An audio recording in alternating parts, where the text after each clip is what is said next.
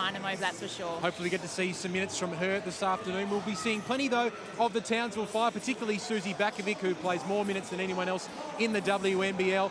Half of this roster still remains from the championship last year, Jenny. Tess Madgen, though, has come in as a very handy inclusion. Very, very handy inclusion, Ben, and she's contributing. She actually hit the game winner on Friday night against the Adelaide Lightning in Adelaide, and I think she's only going to get better as she finds her feet in Townsville.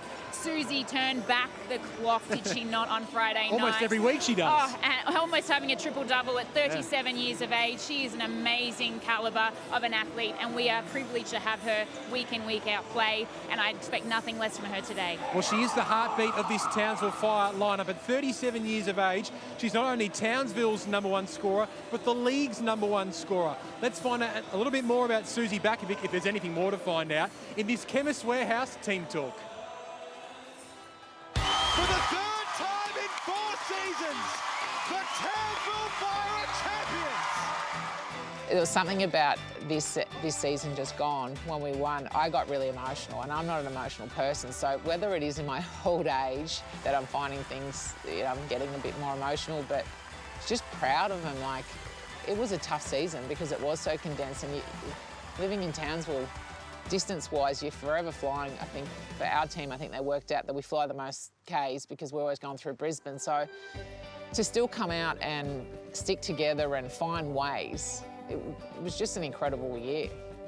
After the premiership, I think there was no more prouder person in Townsville Stadium than your mother. How much of a support has she been throughout your entire basketball journey? Yeah, look, she's the most amazing woman I probably know. About to get emotional.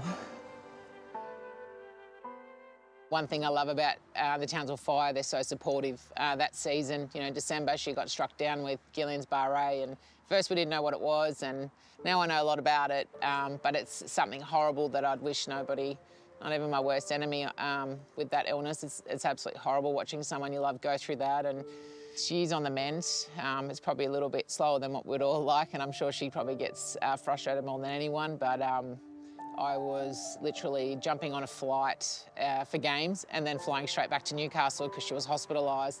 So the rest of that season, from December through to the end of that season, all I did was coming back for games, and for a club to do that and your teammates not to find it distracting and just so supportive, and I'm really lucky to be part of such a great family. Family's got proud Croatian heritage. You spent a fair bit of time in Croatia as well. What was that experience like? Yeah, I got to spend 3 weeks there and loved it. Could have stayed longer, but obviously we had to get home. To sort of go back to the grassroots of where my parents were born was pretty amazing. And to be able to see family, I've still got a lot of family over there. All my dad's family is majority there, but Mum still got family there. But to be able to see my dad's family was pretty special. Obviously, he passed away from cancer, be 8 years this year, and sort of go back, it was pretty incredible. They looked after you really well? Yeah, got the traditional feeds. I loved it. My partner got to try the homemade brew, so he was pretty stoked about that. But yeah, look, we just became a bit more normal, I guess, from the crazy lifestyle we lead, and it was nice to just sort of stop and sort of smell the roses along the way.